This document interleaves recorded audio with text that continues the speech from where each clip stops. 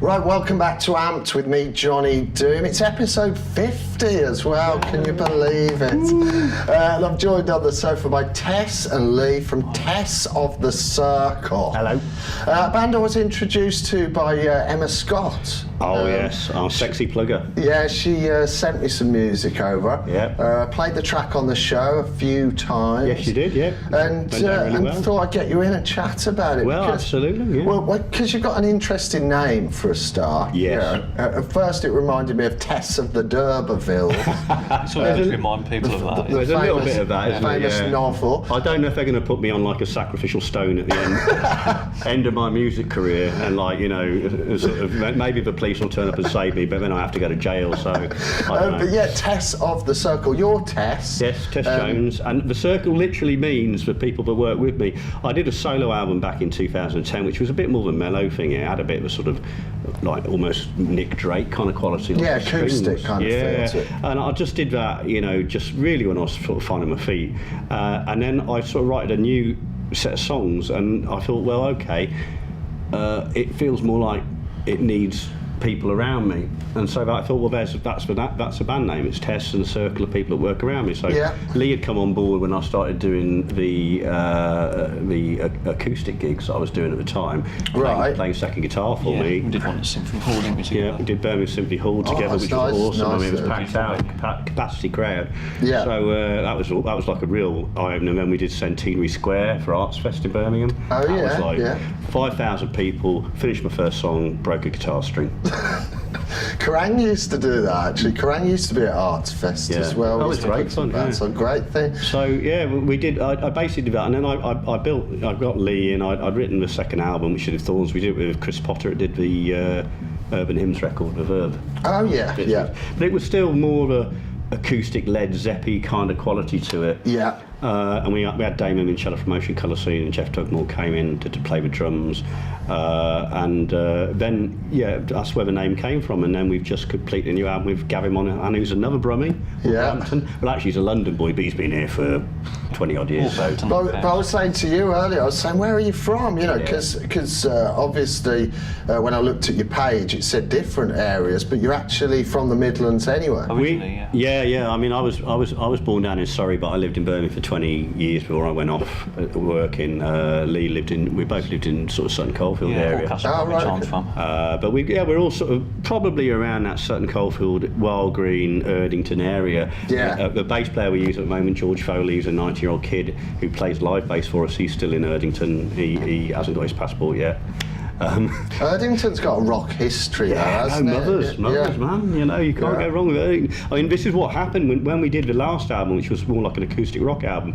We did that in London, and it was a very different experience. When we did this one, we came back, did the album in Wolverhampton, pretty much birthplace of rock and roll, you know, rock music as we know it, sort of modern British rock music, back in the 60s, 70s. We did it there with Gavin Monaghan, a brilliant bloke, and you know, we got everyone involved, all the backing singers, bass players, everyone except for the drummer, I think, Paul Stone, was from Birmingham. Let's talk about the incarnation of the band now then. So Tess of the Circle now. Yeah. You've got a new album, which is called Amplify. Good for this show. Nicely fits Amplify, it. you know.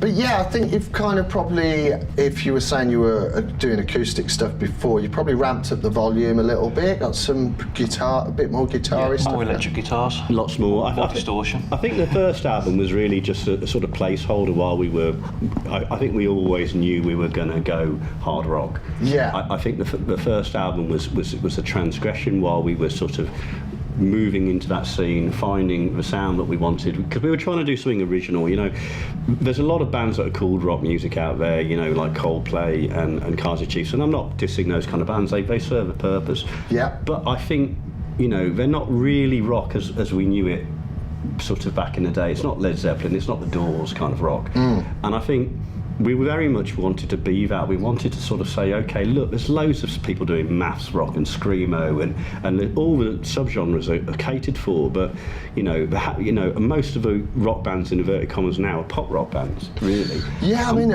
but weirdly as well. I mean, I was working for Planet Rock for a while, and I noticed quite a lot of new bands are digging into the '70s a bit more, and into the golden age of rock, because that's when hard rock really came into the fore. Well, that's really what we're doing. I mean, we basically mix probably. I mean, like a review. I think the Guitarist magazine gave us a review. It said that we were early Led Zeppelin mixed with American grunge at the top of its game. Yeah. That's really nice. That's a great review to have. But that kind of is where we fit in. We fit in somewhere. I think our attitude is we take the view of what if Cobain hadn't popped his clogs, whichever theory you go for.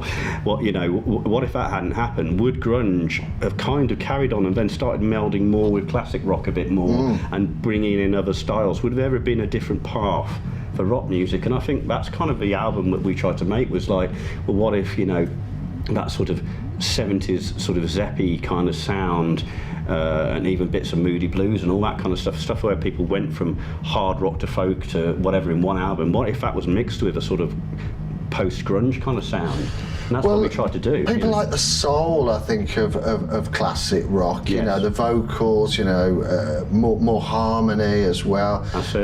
Bluesy kind of riffs. But then they like the intensity that sort of grunge brought. And I thought, well, that's what we. I mean, we didn't write it down on a piece of paper. Let's make an equation. Well, this is talking about it after the event. Yeah. What we basically did is, what do we enjoy? And we enjoy grunge. We enjoy 70s rock. And Gav, who produced the album, he works with a lot of young indie bands, so there's a sprinkling of a little bit of sort of modern, more probably in the mixing. There's a sprinkling of brightness and punch that he's got from working with bands like the Sherlocks and the Editors and people like that. So it really was a melting pot.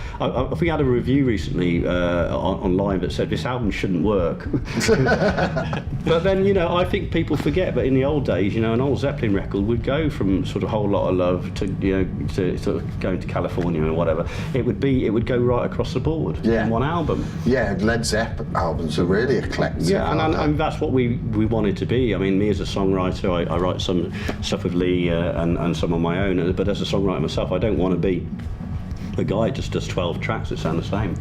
You're happy with the album anyway? Yeah, the sounds are great on it. We went, really for very vintage sounds. Yeah. All the equipment that was in there had been sourced by Gavin Monahan, the producer, and he really likes his old retro stuff. The Valve, the mixing desk. Wasn't the mixing desk is from Space Odyssey? It was David Bowie's desk. Honestly. Yeah. And I think all those early 70s records, he's got that mixing desk.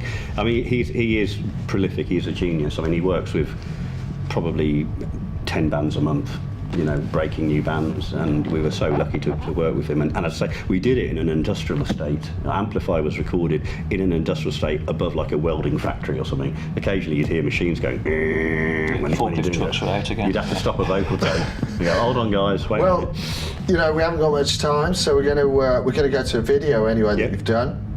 Just before we do that, though, can people check your Facebook page for gigs and things like that, information? You've got tessofthecircle.com, you type in Tess of the Circle on Facebook. We're doing the Planet Rock Festival in December. Excellent. We're doing the Green Gathering Festival in August. We've got quite a few different things coming up. So in fact, there'll be a post on about this show, obviously, right now. So we'll check that and, come and say hello. Well, it's been a pleasure, guys. Let's listen to some music. So, I'll let you introduce this track. This is Tess of the Circle. Go on, you do it. Yeah, it's You Take Me Out of My Head. Live. Live. Live. It is live. Let's do it.